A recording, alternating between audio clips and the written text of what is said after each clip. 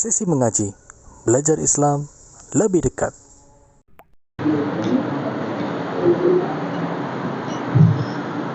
Assalamualaikum warahmatullahi wabarakatuh.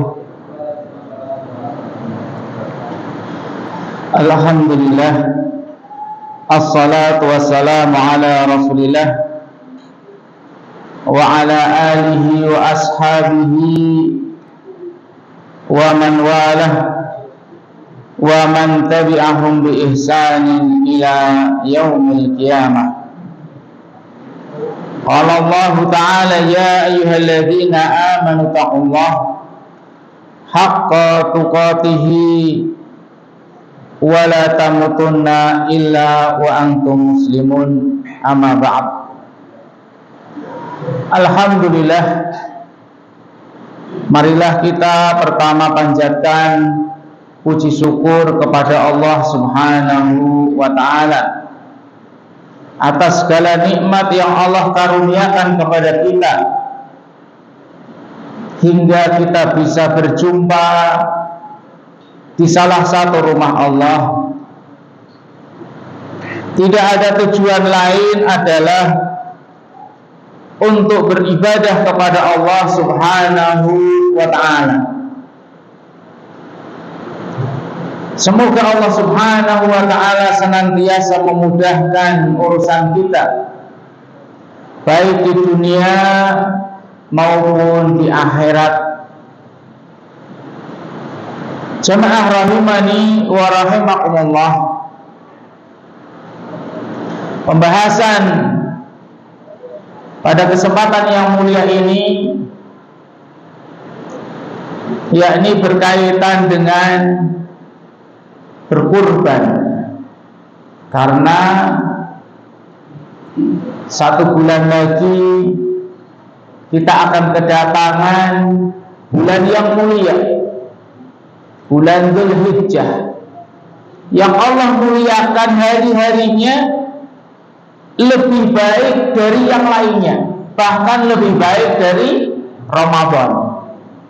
Ya, hari-harinya, siangnya itu yang terbaik itu adalah Asyru Dzulhijjah, ya, Ayamul Asri Dzulhijjah, 10 hari bulan Dzulhijjah awal.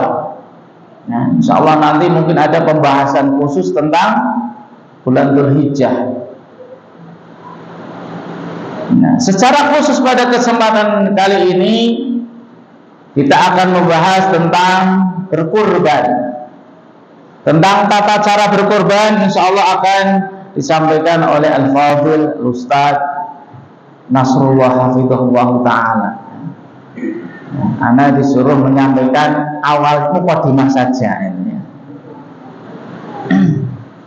Jamaah rahimani wa rahimakumullah, sebelum seorang muslim melakukan ibadah yakni berkurban, ada syarat yang paling utama yang harus dia lakukan, yang menjadi syarat diterimanya ibadahnya atau kurbannya, yakni bahkan ini semua syarat untuk melakukan semua ibadah, yakni dilakukan dengan ikhlas lillahi ta'ala. Maka ketika judulnya untuk siapakah sembelihanku, ya tentunya untuk Allah Subhanahu wa Ta'ala. Akan kita sebutkan beberapa dalil, ya, dari Al-Quran ataupun Sunnah akan wajibnya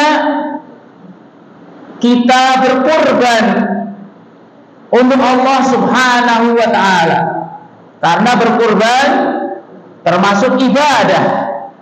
Dan ibadah tidak boleh dipalingkan kepada selain Allah Subhanahu wa Ta'ala. Apabila seseorang memalingkan ibadahnya apapun, baik itu berkurban, sholat, sedekahnya, ya, puasanya, hajinya, atau ibadah yang lain, Ketika dia palingkan kepada selain Allah, maka dia telah berbuat kesyirikan. Di antaranya ketika seseorang memalingkan ibadah kurbannya, yang harusnya ketika dia berkurban menyebut nama Allah, Bismillah, Allahu Akbar, ya, dia menyebutkan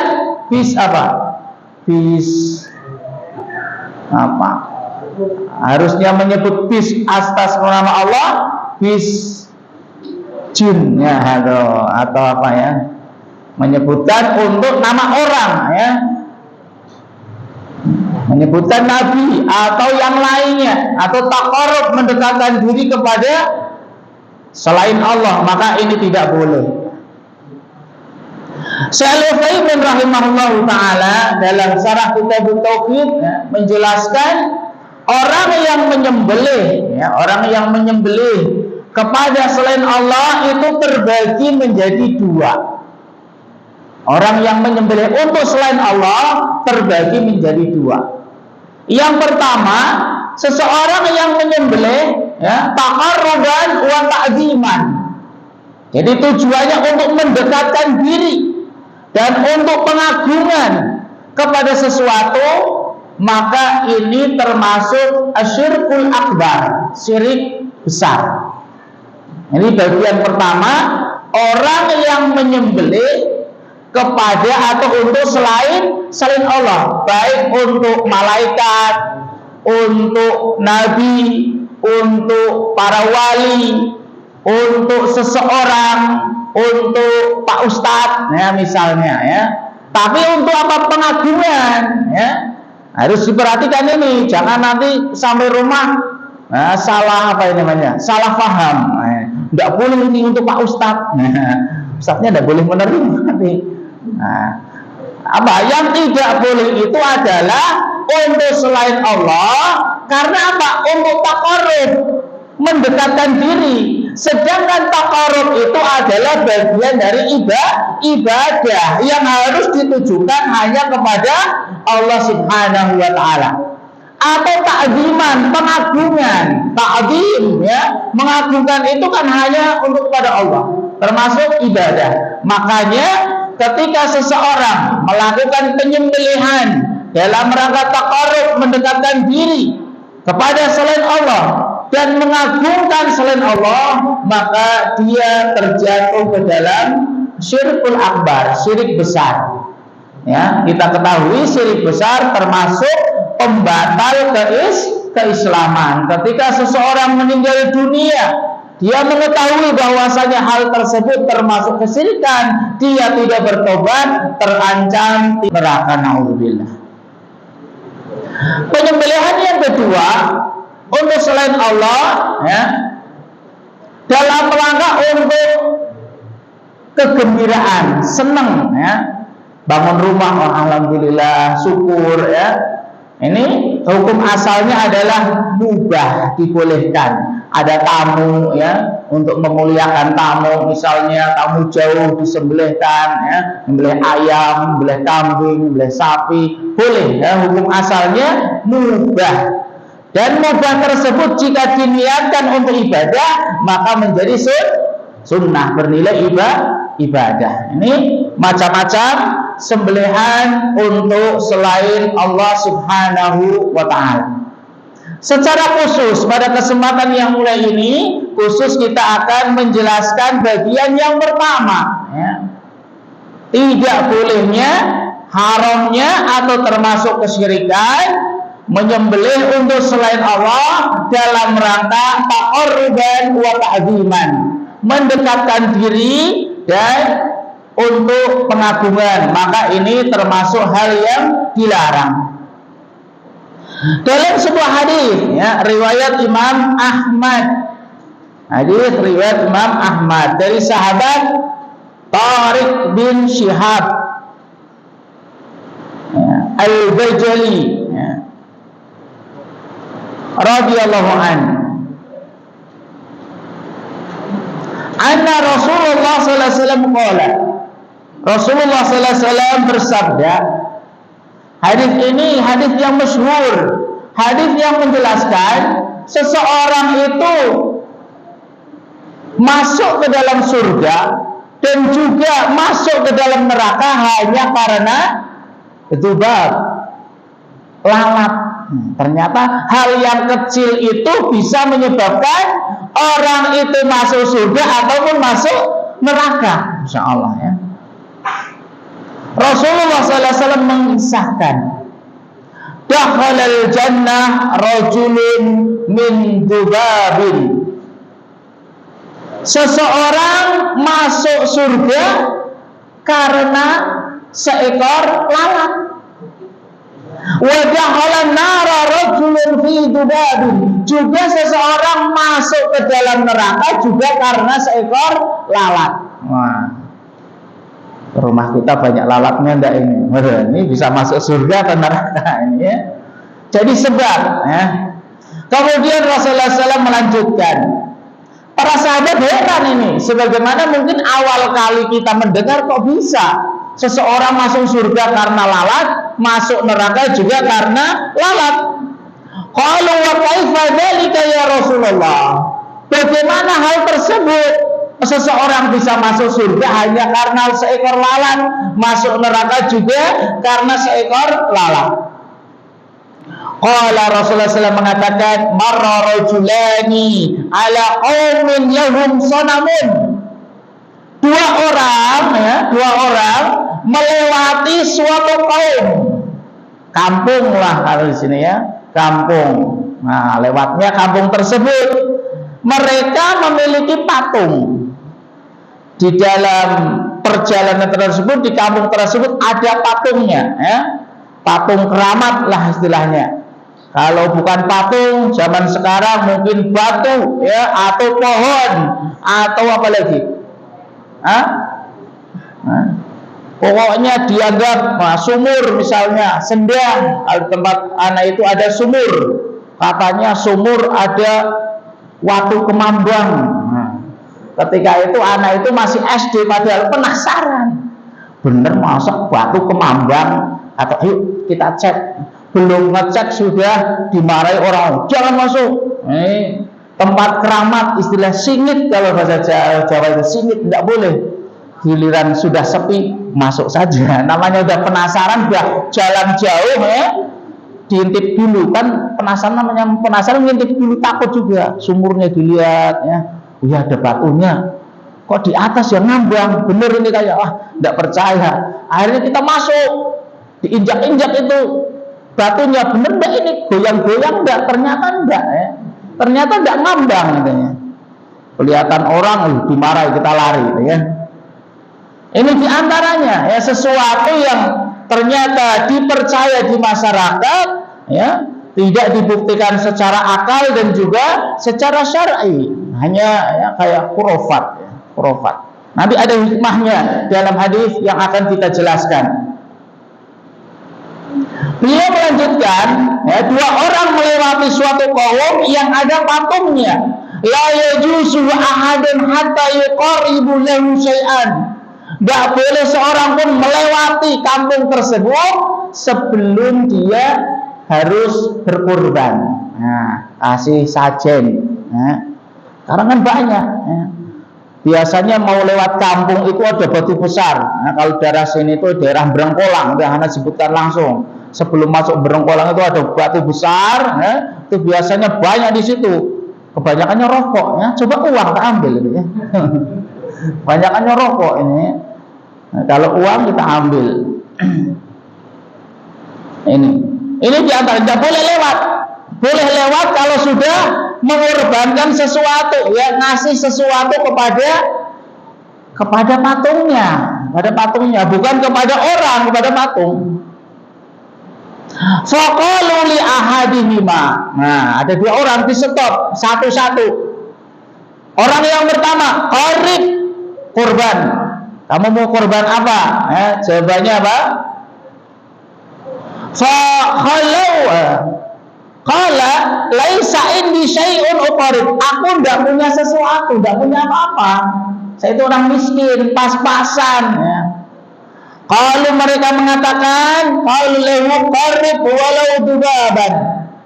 berkorbanlah walaupun seekor lalat. Masa lalat harus beli di pasar? Cari itu banyak, bahkan di rumah banyak.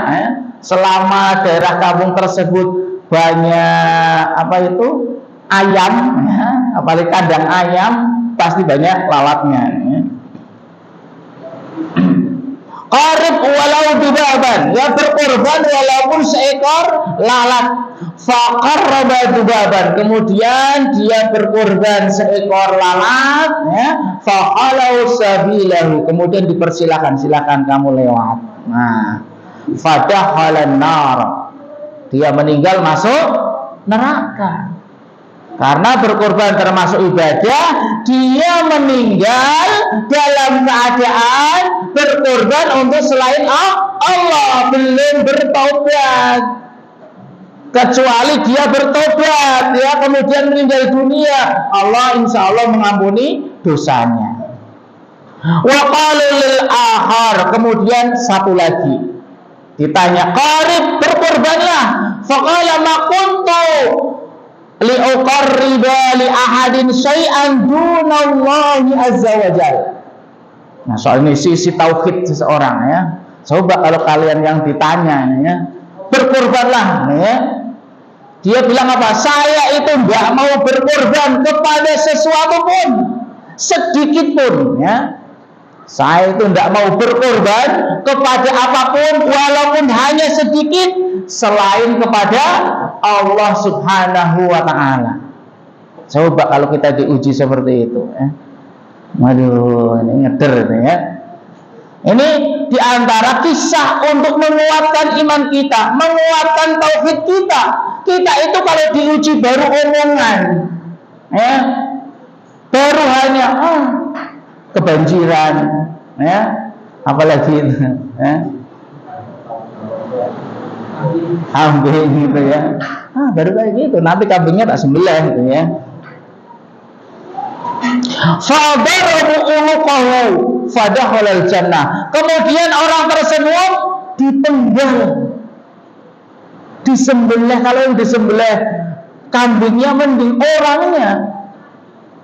Karena apa? Karena mempertahankan tauhid, tidak mau berkorban walau hanya seekor lalat, padahal tidak bayar, tidak mau kepada apapun, tidak mau kecuali kepada Allah Subhanahu wa ta'ala. Langsung dipenggal, masuk surga.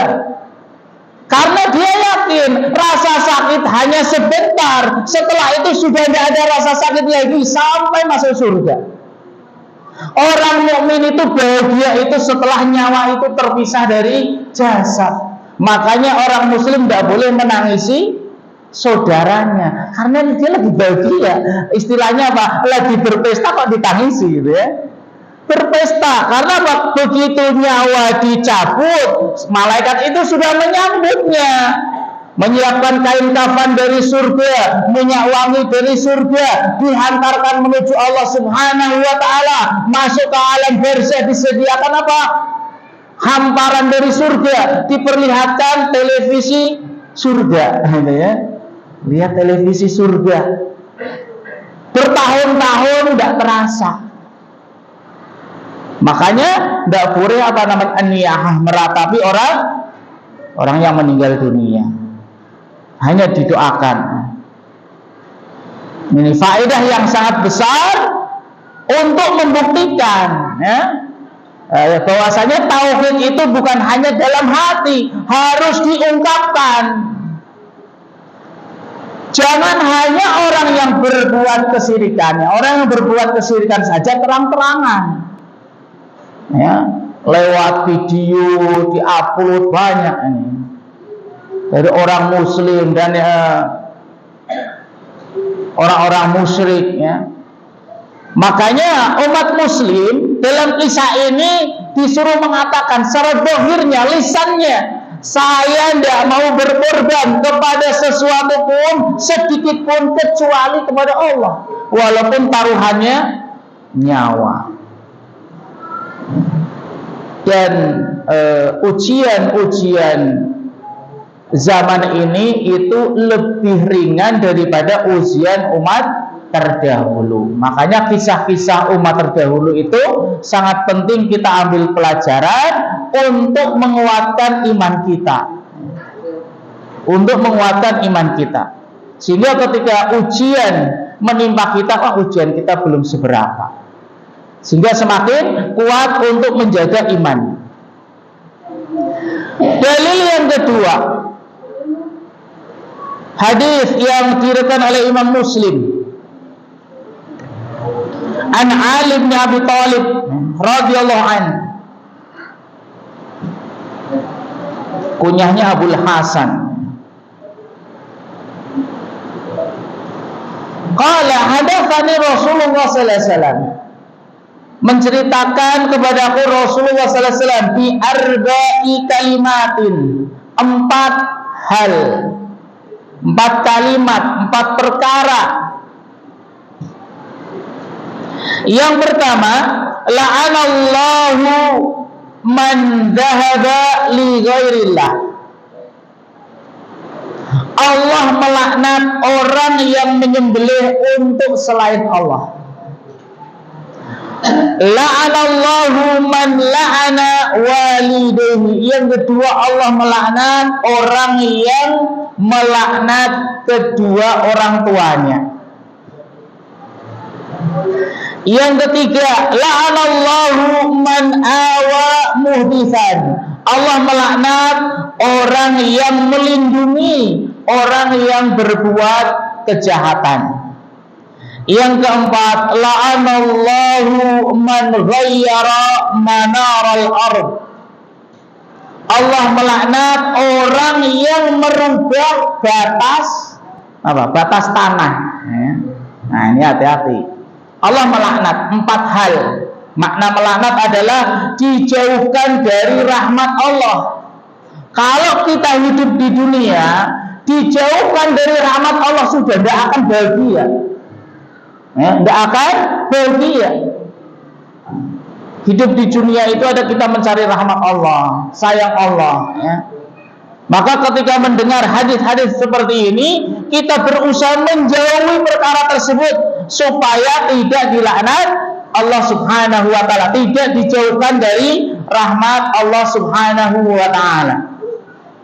Yang pertama adalah orang yang menyembelih untuk selain Allah Subhanahu wa ta'ala dalam rangka untuk mendekatkan diri dan pengagungan. Karena tadi sudah disebutkan, kalau untuk selain Allah tapi untuk menghormati, memuliakan tamu misalnya, atau untuk kesenangan, maka mubah. Yang kedua, orang yang melaknat kedua orang tuanya. Kok bisa? Para sahabat heran, bagaimana dia bisa melaknat orang tua sendiri? Disebutkan, ada orang mencela orang tuanya, kemudian dia membalasnya, atau dia mencela orang tua temannya. Biasanya kan seperti itu. Kalau sudah seseorang bertengkar, yang dicela siapa? Orang tuanya. Orang tuamu kayak gini. Akhirnya dia balas mencela orang tua kita. Nah, itu yang disebut mencela orang tua sendiri secara tidak langsung, karena kita mencela orang tua orang lain, kemudian orang lain tersebut mencela orang tua kita, itu disebut mencela orang tua sendiri. Makanya ketika bertengkar jangan membawa orang tua, mencela orang tuanya, nanti balik dia mencela orang tua kita. Itu termasuk yang mendatangkan laknat Allah, dijauhkan dari rahmat Allah. Yang ketiga, Allah melaknat orang yang melindungi orang yang berbuat kejahatan. Muhditsan, kalau dibaca muhditsan, itu orang yang berbuat kejahatan, dilindungi, maka dilaknat oleh Allah. Kalau dibaca muhdatsan, maka orang yang berbuat kebid'ahan. Yang keempat, orang yang merubah batas tanah. Nah ini, hati-hati. Setiap kita pasti memiliki rumah, ada batasannya, maka berhati-hati dalam batas tanah tersebut. Didatangkan tetangganya di mana letaknya, Kalau mungkin geser sesenti 2 senti ya enggak usah terlalu ini ya. Ini diantara nasihat kepada kita agar menyembelih untuk Allah Subhanahu wa ta'ala. Dalil yang ketiga,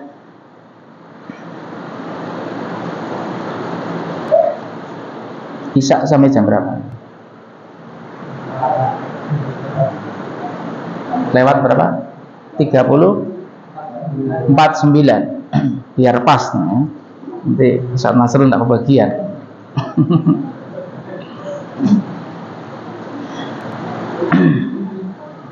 Dalil yang ketiga. Ini dalil yang menurut anak paling penting ini ya. Yang kita bisa mengambil faedah dari dalil ini. Dari firman Allah surat Al-An'am ayat 162 sampai 163.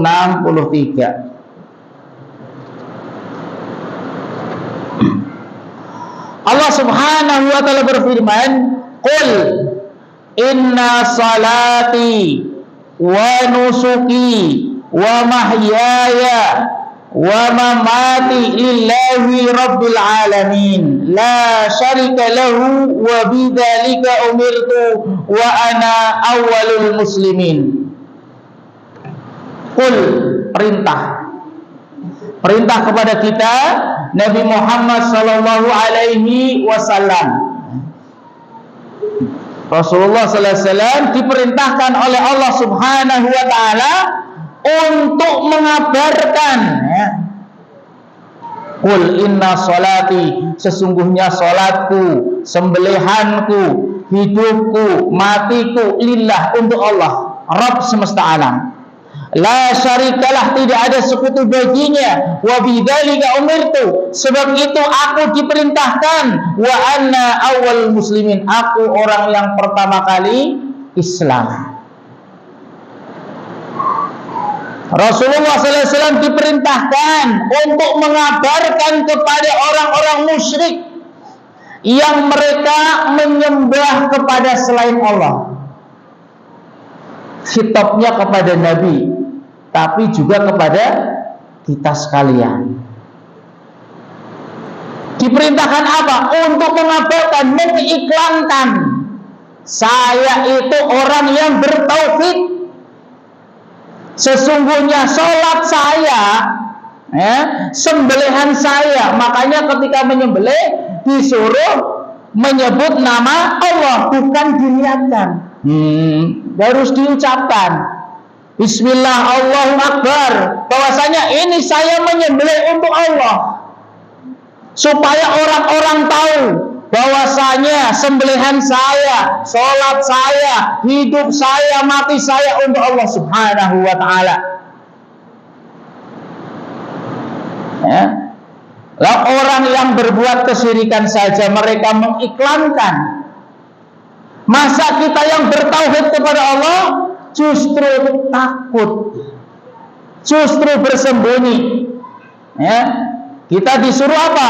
Memberitahu kepada orang lain, khususnya orang-orang yang berbuat kesyirikan, bahwasanya saya itu mentauhidkan Allah.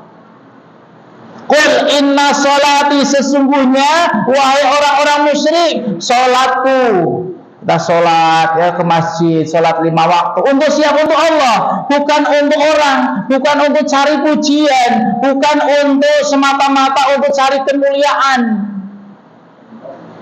bukan ketika ingin pilihan dan yang lainnya. Benar-benar untuk Allah. Sholat saya untuk Allah. Wa nusuki, ketika menyembelih juga untuk Allah Subhanahu wa ta'ala. Makanya ketika menyembelih disuruh menyebut nama Allah, Bismillah, Allahu Akbar. Wa mahyaya wa mamati, hidupku ya, semua yang kita lakukan di dunia ini berupa amal soleh, amal yang baik, kita niatkan untuk Allah Subhanahu wa ta'ala.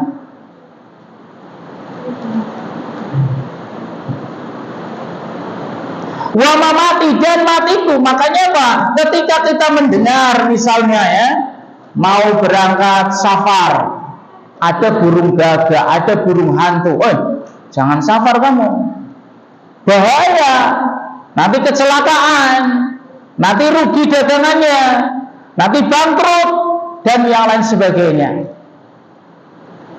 Inna sholati wa nusuki wa mahyaya wa mamati lillahi rabbil alamin. Nah, berangkat gitu ya. Saya tidak takut. Saya meninggal ya memang sudah qadarullah. Saya hidup juga takdir Allah. Disuruh apa? Mengiklankan. Tentunya dengan cara yang baik, bukan mencela orang tersebut, membantah dengan yang tidak baik, tentunya dengan adab yang baik. Apa? Saya itu meninggal ya untuk Allah, ya. Saya mau ke pasar juga saya niatkan untuk Allah Subhanahu wa taala. Kalaupun terjadi sesuatu qadarullah, wa masya'a fa'ala.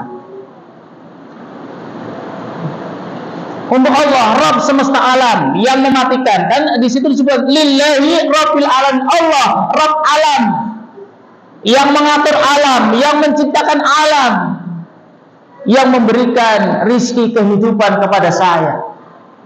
Sisi tauhid ya. Kita disuruh mengiklankan kepada orang-orang musyrik, la syarikalah, tidak ada sekutu baginya. Dan aku diperintahkan, dan aku adalah orang yang pertama muslim di dalam umat ini ya. Pertama masuk Islam ya, fi hadhil ummah, di dalam umat ini. Ini perintah kepada kita sekalian bahwasanya menjadi orang yang bertauhid, kita diperintahkan untuk mensyiarkan. Dan ibadah Idul Adha, ya, Idul Fitri termasuk bagian syiar Islam yang tidak boleh disembunyikan, justru ditampakkan ya. Sholatnya kalau bisa di lapangan, di tempat terbuka, supaya kelihatan ini umat Islam. Ketika menyembelih ya, dibagikan, inilah syiar Islam ya.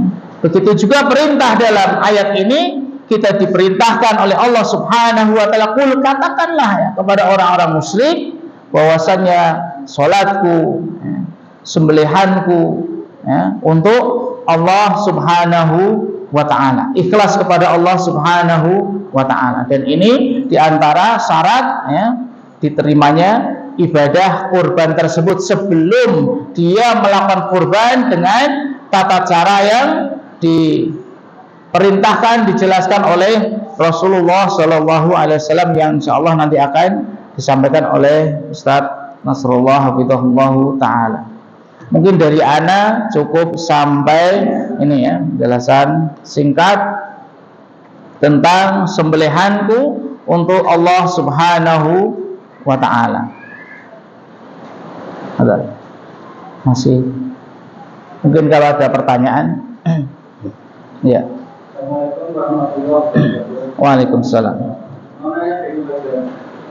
Apa perbedaan syariat sama adat?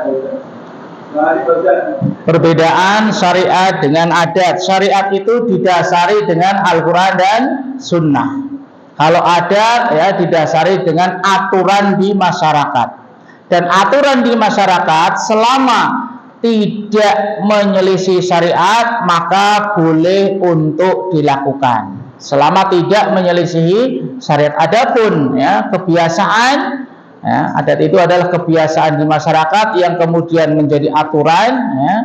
Kalau menyelisih syariat maka tidak boleh dilaksanakan. Allahu a'lam.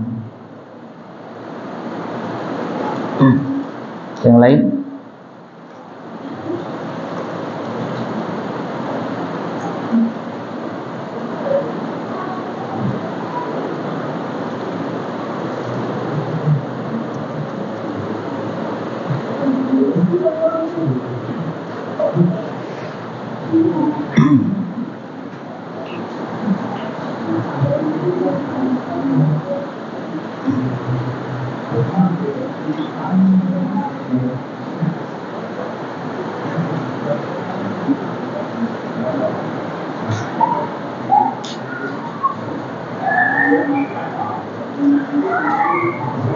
Kalau tidak ada pertanyaan ya, kita langsung limpahkan kepada Al-Ustadz Nasrullah Hafidhahullahu Ta'ala untuk melanjutkan pembahasan tentang fikih kurban ya.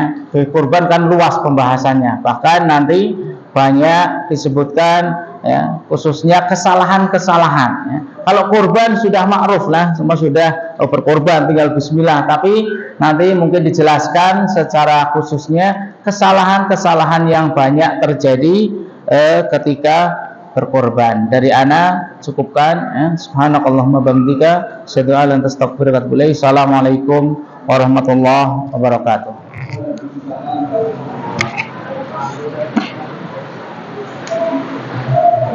Bisa jam berapa?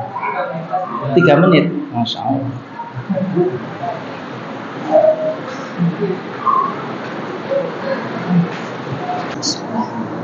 Assalamualaikum warahmatullahi wabarakatuh.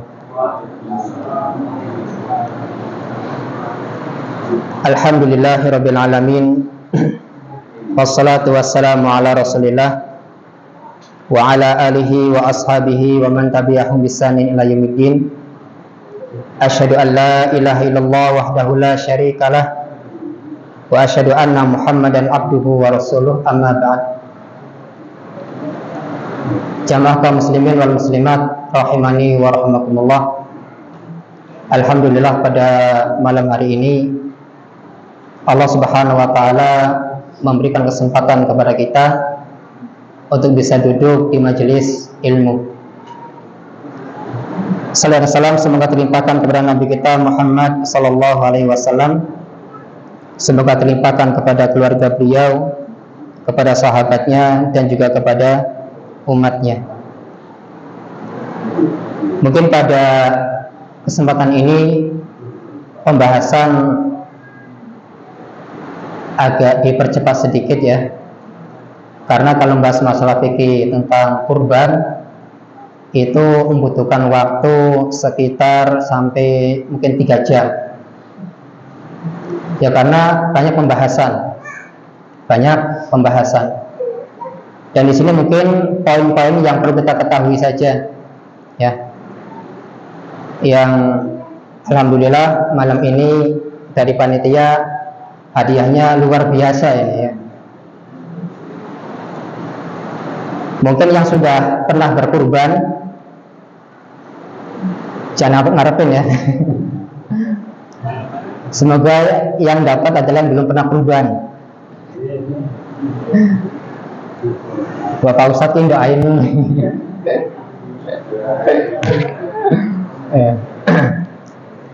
Dan paling enak ketika kita kurban, kita menyembelih sendiri.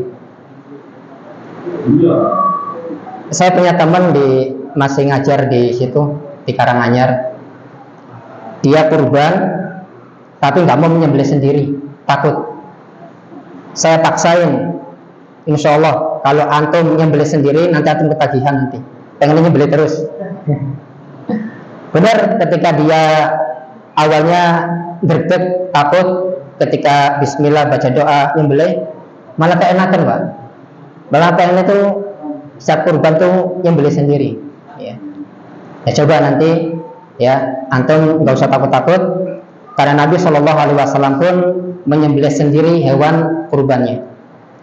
Dan sebenarnya masalah pembahasan fikih kurban ini beliau saat turunnya itu lebih paham ya daripada anak, insya Allah ya, lebih paham beliau. Karena ketika di Pondok Al-Ukhuwah beliau lulus belajar pengabdian, saya baru masuk. Abagi dia sampai kuliah di STDI S1 ya, sampai kuliah. Kalau anak kuliah apa nih? Kuliah bangunan. Sampai S1 juga, daripada anak esteller ya. Masya Allah. Alhamdulillah, secara mungkin singkat karena waktu yang mungkin ya juga singkat. Di sini akan saya sebutkan beberapa poin-poin yang berkenaan dengan hewan kurban. Sebenarnya banyak, apalagi terjadi kesalahan yang berada di masyarakat tentang memberikan upah dari hewan kurban. Ini tidak boleh. Apalagi penjagal-penjagal mereka kadang menyembunyikan dari mulai kaki, kepala, ya udah di bahasa sini udah dicup, ya. Jadi udah dicup ya, ini nggak boleh. Ya. Siapa tahu pemilik kurban tidak ridho, atau panitia yang diwakilkan juga tidak ridho. Ya. Ini kambing ada 10 kok kepalanya yang siji. Ya. Ini jangan-jangan kambingnya hidup lagi. Ya. Ya. Dan Allah Subhanahu wa taala pun telah berfirman dalam surah Al-Hajj ayat 34, "Wa likulli ummatin ja'alna mansatan liyadhkuru ismallahi 'ala ma razaqahum min bahimatil an'am fa ilahukum ilahu wahid falahu aslimu." Kata Allah Subhanahu wa taala, dan bagi tiap-tiap umat telah kami syariatkan penyembelihan, yaitu kurban, supaya mereka menyebut nama Allah terhadap binatang ternak yang telah dirizkikan Allah kepada mereka. Maka sesembahanmu ialah sesembahan yang esa. Karena itu berserah dirilah kamu kepada Allah Subhanahu wa taala. Jadi dalam ayat ini Allah Subhanahu wa taala memberikan kabar gembira kepada kita, umat-umat terdahulu Allah syaratkan penyembelihan, yaitu kurban. Ya, apalagi antum sudah tahu tentang kisahnya Nabi Ibrahim dengan Nabi Ismail, ya. Ketika itu Nabi Ibrahim bermimpi bahwasanya dia menyembelih anaknya. Padahal anak itu adalah anak satu-satunya yang dia sempat beberapa tahun tidak mempunyai anak. Ketika sudah punya anak, Allah Subhanahu wa taala perintahkan untuk menyembelihnya. Maka Nabi Ibrahim alaihissalam pun mengatakan kepada anaknya bahwasanya aku telah bermimpi, di dalam mimpiku aku menyembelihmu. Lalu apa pendapatmu? Maka jawaban Nabi Ismail yang sangat luar biasa, sebagai anak yang beriman, bertakwa dan soleh, dia mengatakan, ya bapakku, kerjakanlah apa yang diperintahkan Allah kepadamu. Engkau akan mendapatiku termasuk orang-orang yang bersabar. Masya Allah. Kalau sekarang kan bapak mau nyembelih anak, ya disangkanya apa pak? Gila ya, tega. Ini kalau perintah dari Allah Subhanahu wa taala, ya. Tidak diragukan lagi bahwasanya mereka selalu siap untuk mengerjakan perintah Allah. Kemudian di sini mungkin sekitar 15 menit ya, 20 menit ya. Kita masuki kepada yang pertama adalah definisi udhiyah.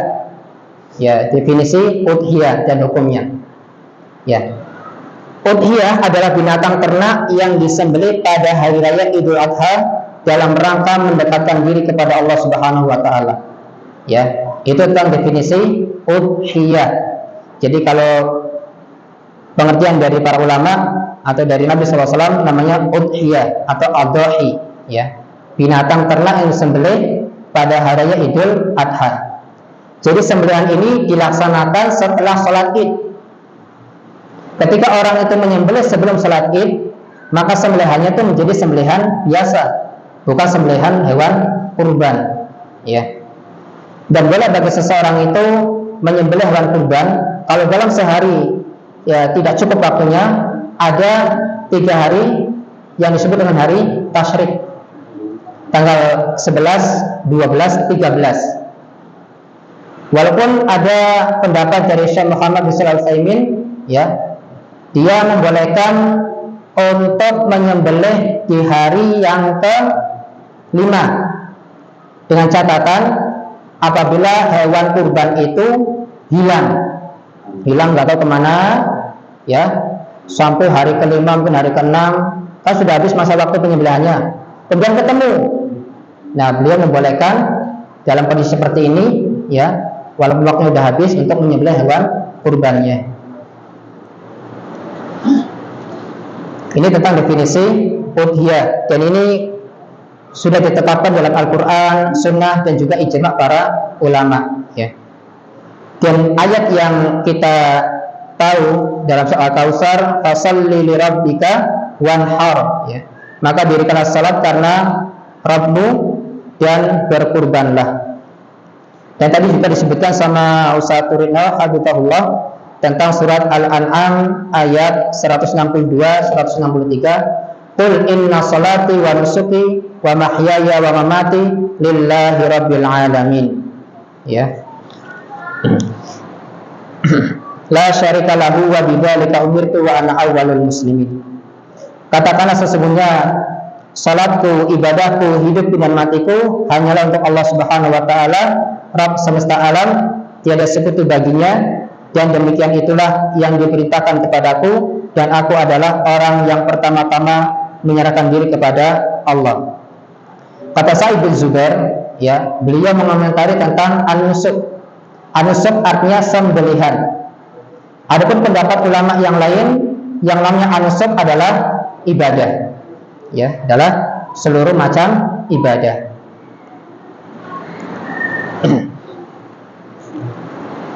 Dan jemaah kaum muslimin yang berkata Allah Subhanahu wa taala, Nabi sallallahu alaihi wasallam pernah bersabda dalam hadis dari Anas bin Malik radhiyallahu anhu yang diriwayatkan oleh Imam Bukhari dan Muslim, doa Nabi sallallahu alaihi wasallam bikabshaini amlahaini dabahahuma biyadihi wa samma wa kabbara wa wada'a rijlahu ala sifahihima. Nabi sallallahu alaihi wasallam telah berkurban dengan 2 domba yang berbulu hitam di atas warna yang putih. Jadi banyak warna putih tapi disampurin warna hitam, ya. Beliau menyembelih dengan tangannya. Nah, jadi sunnah Rasulullah SAW itu menyembelih hewan kurban dengan tangannya sendiri. Dan itu jangan takut-takut, ya. Jangan takut-takut untuk menyembelih hewan kurban sendiri. Dan tata cara untuk membaringkan hewan kurban itu di video banyak, ya. Sendirian bisa, dengan ditenangkan, dibaringkan, ditekan, ya. Kemudian tapi Pak Ustadz, saya tanya lebih kuat daripada hewan kurbannya ini, ya.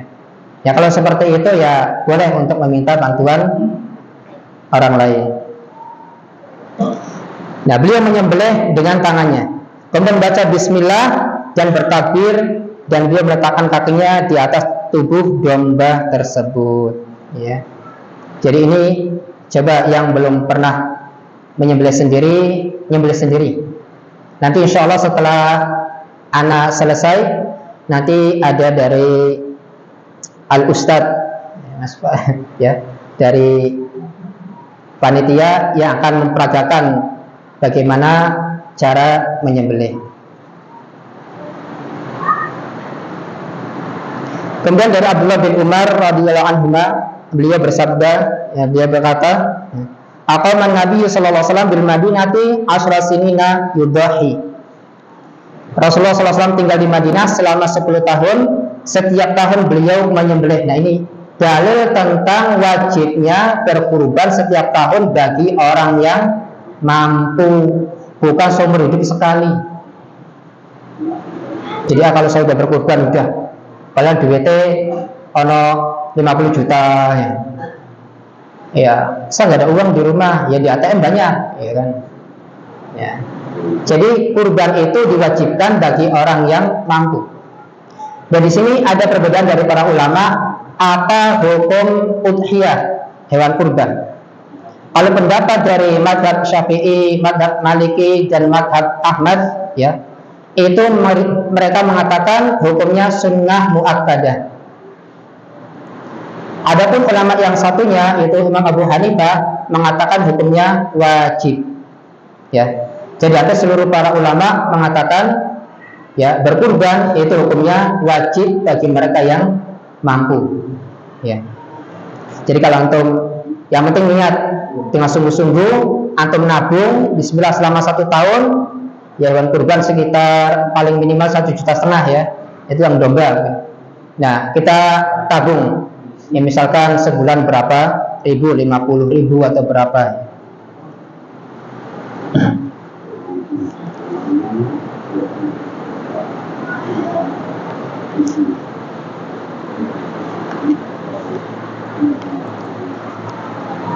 Jamaah kaum muslimin yang bukan Allah Subhanahu wa taala. Kemudian yang berikutnya adalah tentang usia hewan kurban. Ya, kita secara ringkas saja, ya, karena waktunya terbatas. Hewan kurban, kita kemarin ada pertanyaan sudah kita jelaskan bahwasanya onta berumur 5 tahun, sapi 2 tahun, kambing itu 1 tahun, dan domba itu minimal 6 bulan, dan usia harus genap. Ya, harus genap. Kalau lebih tidak masalah. Yang penting sapi sudah umur usia genap 2 tahun, adapun lebih 2 tahunnya tidak masalah. Ya.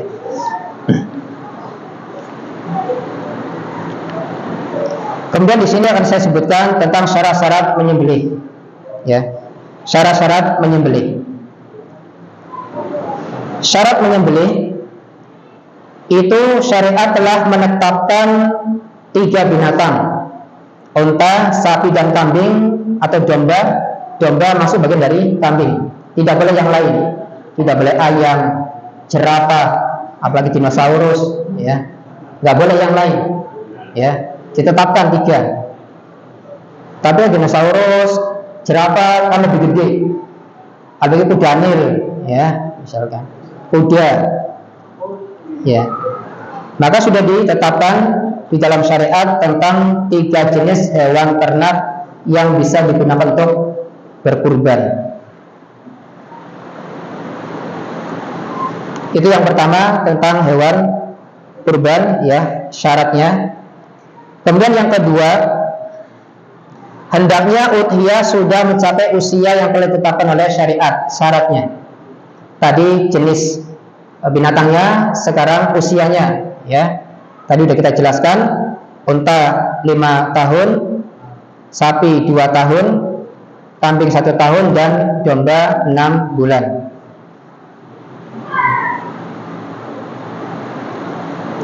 Kemudian yang ketiga, di antara syarat penyembelihan itu harus terbebas dari cacat. Ya, jadi hewan yang cacat itu tidak sah penyembelihannya. Hewan kurbannya tidak sah. Matanya buta, dua-duanya atau sebelahnya. Kemudian hewan yang sakit, yang sudah jelas dia itu sakit. Ya mungkin tanda-tanda sakitnya, yang lainnya makan, dianya diem aja, nggak mau makan, nggak selera. Ya, tapi pemiliknya ngotot, enggak sakit. Ada dokter hewan, datangkan, diperiksa, ya. Ya. Jadi bisa dilihat. Jadi yang pertama terbebas dari cacat, ya. Nah, tentang masalah hal ini, cacat hewan kurban itu terbagi menjadi 4.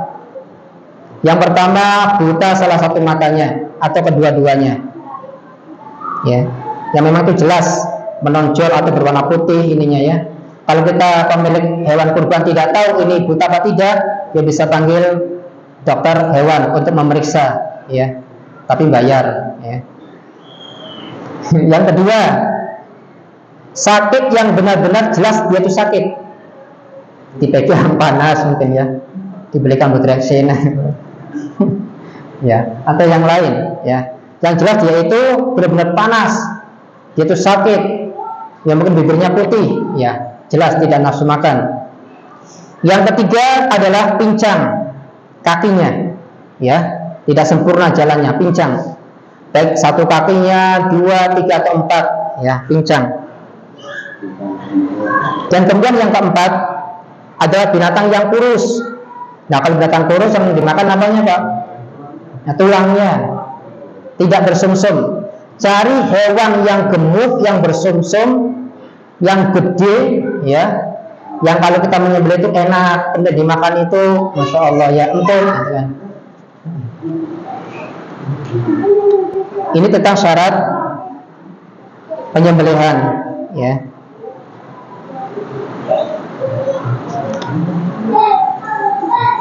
Kemudian yang keempat, di antara syarat penyembelihan adalah hendaknya binatang tersebut itu adalah miliknya sendiri. Jadi jangan sampai punya tetangga, ya, digondol, ya, kemudian disembelih bismillah, enggak sah. Tetangganya, lah kok berdosik kurang siji, ya kan? Iya, maaf Pak, saya nggak izin dulu, ini tak kurbankan. Wah, ya kan? Repot ini, enggak boleh, ya, tidak boleh. Atau hewan gadean, seseorang butuh duit, ada sapi, gadekan, kemudian disembelih, itu nggak boleh. Ya. Atau mengambil tanpa izin, tanpa hak, itu namanya gosok. Gosok itu mengambil tanpa izin, ya. Tiba-tiba orangnya kehilangan. Ya.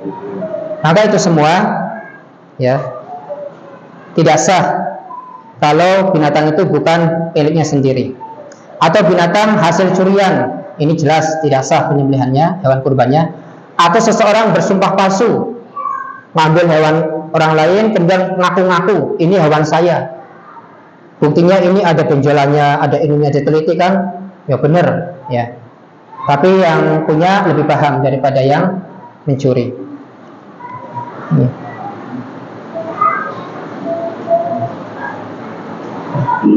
Kemudian yang keenam, di antara syarat penyembelihan adalah hendaknya menyembelih udhiyah pada waktu yang telah disyariatkan, yaitu ketika sholat Id. Setelah sholat Id selesai, baru seseorang itu menyembelih hewan kurban. Ya. Rasulullah SAW bersabda, hadis dari Barak bin Azib, ya, yang diriwayatkan oleh Imam Al-Bukhari, man dhabaha qabla salati fa innama huwa lahmun qaddamahu li ahlihi wa laysa min nusuki fi syai'in. Barang siapa yang menyembelih sebelum sholat, maka sembelihannya hanyalah daging yang dipersembahkan kepada keluarganya dan tidaklah mendapatkan dari nusuk sedikit pun. Artinya dia bukan bagian dari hewan kurban. Dan Rasulullah mengatakan dalam riwayat dari Jundab bin Sufyan Al-Bajali, man dhabaha qabla an yusalliya falyu'id makanaha ukhra. Barang siapa yang menyembelih sebelum dia mengerjakan salat, hendaklah dia mengulangi sembelihannya dengan yang lainnya, ya. Disembelih sebelum salat Id, maka diganti dengan hewan yang lain, itu sebagai sembelihan biasa.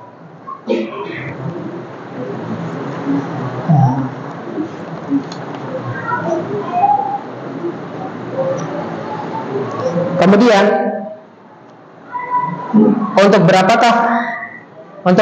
orang, ya, jadi untuk berapa orang satu udhiyah? Jadi satu udhiyah itu untuk berapa orang? Ya, di sini sebenarnya penjelasan panjang, ya. Jadi untuk kambing itu tidak boleh urunan, ya. Antum misalkan kambing harga 2 juta, urunan 4 orang, 500-an, nggak boleh. Karena kambing untuk 1 orang. Adapun sapi untuk 7 orang, onta 7 orang, ada mengatakan 10 orang, ya, urunan. Karena harga sapi, onta itu lebih mahal. Kalau kambing insya Allah kita bisa menabung, menyicil untuk bisa membeli hewan kurban, ya. Tidak boleh urunan, ya. Dan ketika seseorang itu menyembelih hewan kurban, ya, dia meniatkan untuk dirinya, untuk keluarganya, dan juga untuk kaum muslimin yang belum, atau kerabatnya yang belum pernah berkurban. Karena Nabi SAW berkurban seperti itu. Ketika Nabi berdoa, ketika menyembelih, Bismillahi Allahumma taqabbal min Muhammadin wa ali Muhammadin wa min ummati Muhammadin summa dhaha bihi. Ya. Dengan nama Allah, ya Allah, terimalah dari Muhammad dan dari keluarga Muhammad dan dari umatnya Muhammad. Lalu Nabi SAW pun menyembelihnya. Ini boleh.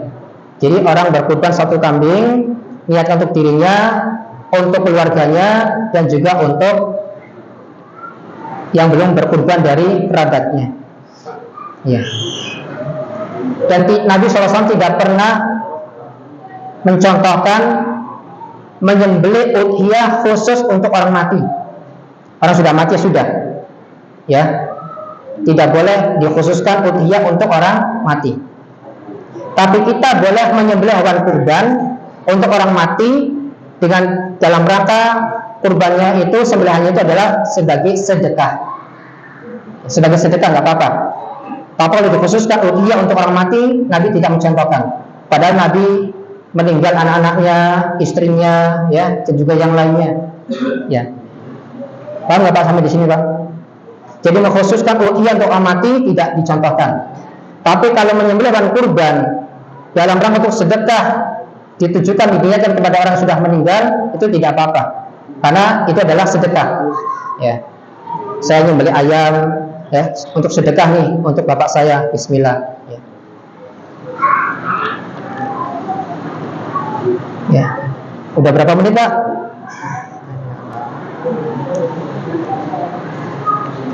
Kita ringkas saja ya.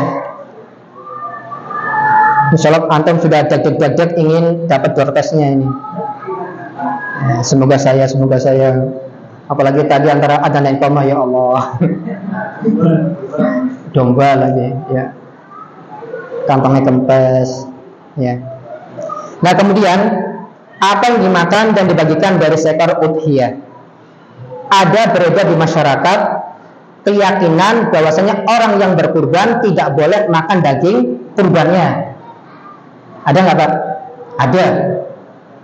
Kalau misalkan dia yang berkurban makan daging hewan kurbannya, katanya nggak ikhlas kurbannya. Coba bayangin Pak, ngeri nggak omongannya? Nggak ikhlas katanya. Padahal Nabi SAW membagi hewan kurban itu, ya, sepertiga untuk yang berkurban, sepertiga untuk hadiah, sepertiga untuk sedekah. Sama seperti akikah, ya. Jadi daging hewan kurban itu dibagi menjadi 3. Sepertiga untuk yang berkurban.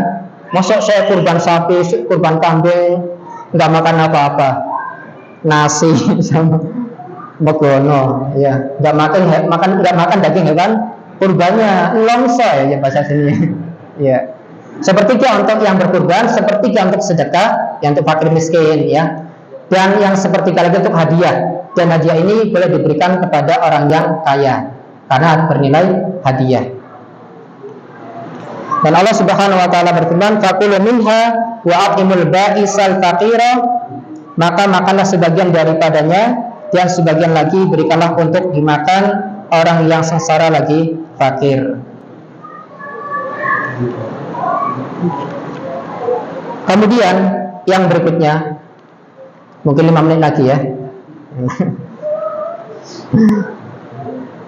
Apa yang harus dijauhi bagi orang yang berkurban? Apa yang harus dijauhi bagi orang yang berkurban?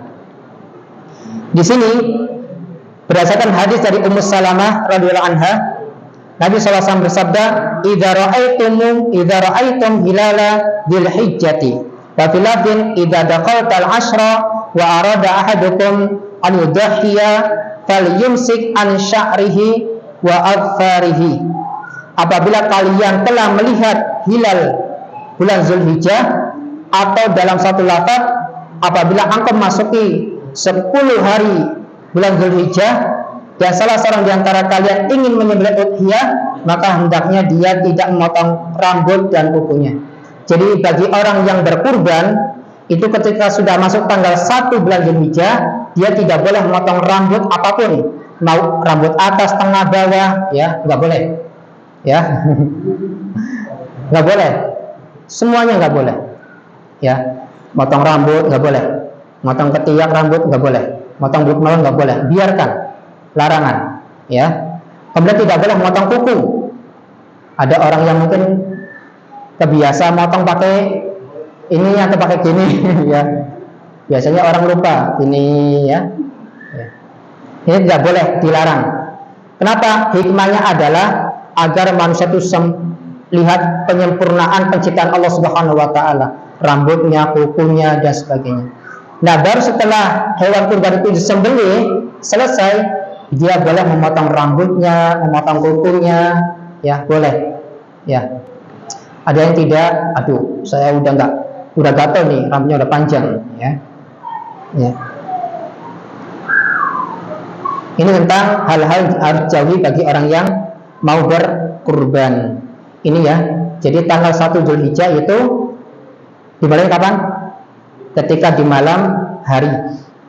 Pada tanggal 1. Karena hitungan Hijriah itu kan malam, ya. Maghrib, ya. Ya Allah, masih banyak yang zikir.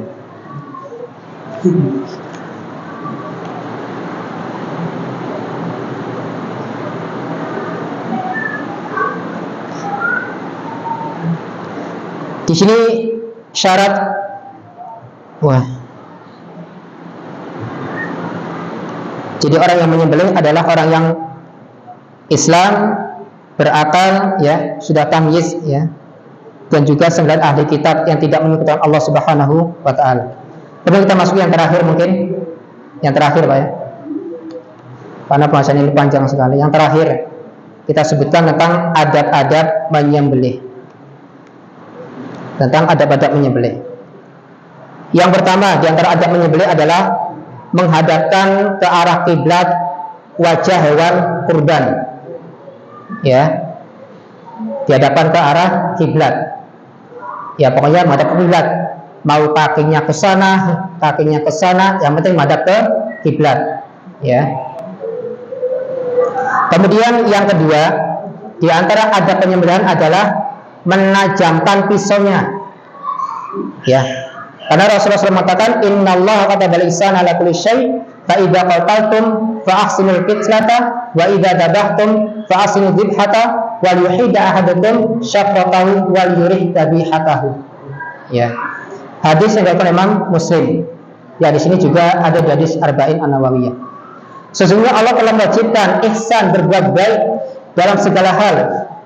Apabila kalian membunuh, ya, menyembelih atau membunuh, maka berbaguslah cara kalian dalam membunuh. Kalau di Arab sana ditetapkan syariat bagi orang itu dibunuh dengan cara yang baik, dipenggal lehernya, ya. Hewan kurban disembelih, pisau, tajamkan pisaunya. Kalau pisau tidak tajam, nanti susah, ya. Digorok-gorok, nggak mempan-mempan, tumpul, ya.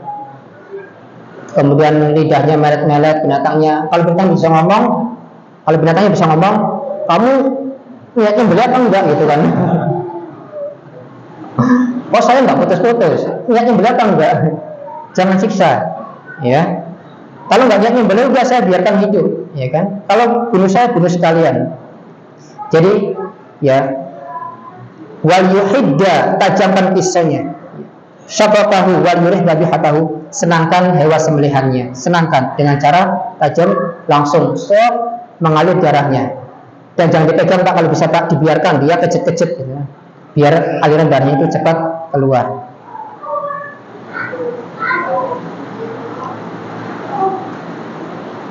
Kemudian yang ketiga, hendaknya menyembelih onta dengan nahar.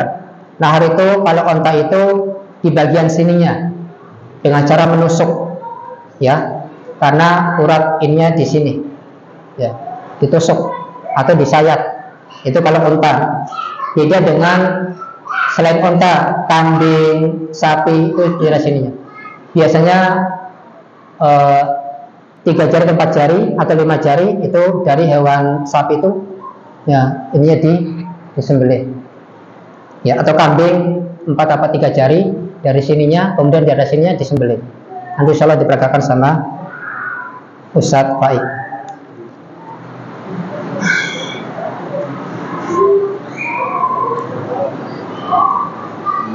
Apa yang dibaca ketika menyembelih? Yang akan dibaca adalah Bismillah. Banyak versi, ya, tentang masalah doa. Bismillah, Allahu Akbar, Allahumma minka walaka, Allahumma taqabbal minni. Itu yang pertama. Kemudian yang kedua, Bismillah, Wallahu Akbar, Allahumma minka walaka anni. Ya, banyak beberapa doa yang Nabi ajarkan. Kalau anni dariku, kalau anna dari kami. Ya, mungkin ketika orang itu 7 orang iuran sapi, maka walaka Allahum Bismillah, Allahu Akbar, Allahumma minka walaka, Allahumma taqabbal minna, ya, dari kami. Kalau sebutkan satu-satu namanya dari ini, ya, kelamaan, ya. Cukup dengan diwakilkan saja. Yang terakhir nih, Pak, ngomong terakhir terus, ya. Soalnya panjang bahasanya, Pak. Yang terakhir nih, hal-hal yang makruh dalam penyembelihan. Hal-hal yang makruh. Yang pertama, menyembelih dengan pisau yang tumpul, ya. Dan ketika menyembelih tidak boleh dengan menggunakan gigi, tulang, dan kuku. Dalam menyembelih hewan kurban tidak boleh menggunakan tulang, gigi, dan kuku. Kalau kuku itu biasanya orang-orang kaum Habasyah. Itu kalau kuku. Kalau tulang itu makanan jin. Nah, Gigi itu bagian dari tulang kata para ulama, ya. Jadi tidak boleh. Maka boleh dengan bambu, dengan seng, yang penting tajam, ya. Kalau kuku antum nggak tajam, ya.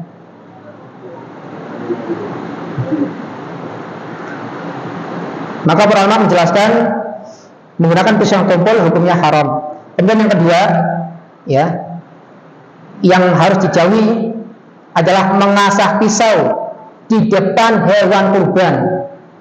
Ayo, ya, karena binatang juga memiliki stres. Apalagi menyembelih di depan dilihat sama temennya, ya. Kita aja kalau lihat orang disembelih, ya kan, kita sendiri, ya, pasti tidak akan kuat. Ya. Mengasah pisau sedangkan binatang kurban melihatnya, ya, nanti bisa ngamuk, ya, stres, pengen kabur nggak bisa, ya kan, digembok sama orangnya. Kemudian yang ketiga, menyembelih satu binatang sedangkan yang lain melihatnya. Jadi tadi mengasah pisau di depan hewan kurban, ini menyembelih binatang di depan hewan kurban. Jadi satu disembelih, yang lainnya sedang lihat. Nah, ini nggak boleh, ya. Ditutup pakai hijab, ya. Ketika mau menyembelih, sudah mati, sudah, ya, giliran. Kemudian yang keempat, di sini yang terakhir, setelah menyembelih dia melakukan sesuatu yang menyakitinya sebelum hilang nyawanya. Ada orang yang menyembelih hewan kurban belum mati langsung digantung, dikuliti. Ini nggak boleh. Biarkan dia sampai mati. Biarkan dia sampai mati. Ya. Kemudian yang pernah saya temukan di kampung saya sendiri, ya, Pak Kiai lah, ya, Pak Kiai. Itu menyembelih ayam. Ada orang kalau menyembelih ayam itu sama Pak Kiai, Pak Ustadz, ya. Padahal dia sendiri bisa menyembelih, yang penting Islam, ya. Nah, yang terjadi kesalahan itu adalah menyembelih ayam udah terpotong, kepalanya bikin kotak. Ini hukumnya haram. Kenapa?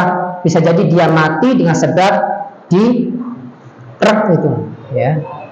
Jadi sembelih kemudian di krek. Loh, tujuannya Pak? Ya, tujuannya apa? Biar cepat mati. Biar cepat mati. Ini nggak boleh. Sembelih udah biarkan sampai dia mati sendiri. Ya, ini saja yang bisa saya sampaikan. Ya, silakan Ustaz baiknya dari anak. Semoga ini bermanfaat, ya, semua kepada kita semuanya.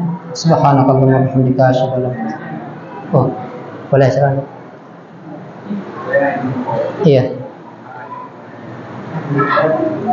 Mau nanya, itu apa itu nggak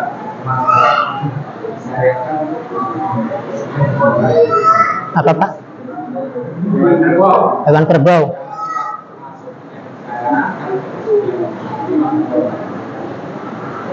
Itu mungkin ada.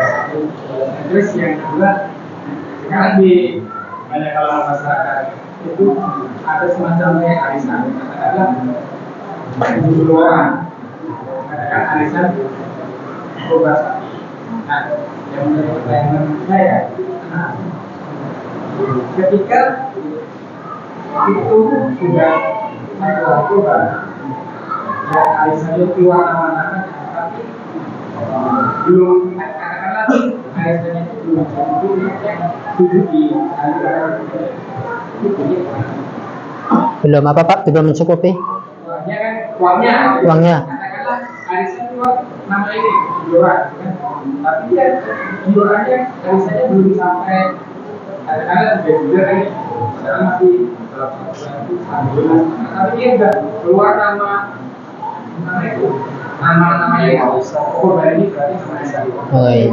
Soalnya banyak sekali Ya. nanti ada tanggung jawab. Oh gitu. Oh iya, masya Allah. Situ dulu Pak ya. Ya, mungkin dari anak. Wassalamualaikum warahmatullahi wabarakatuh.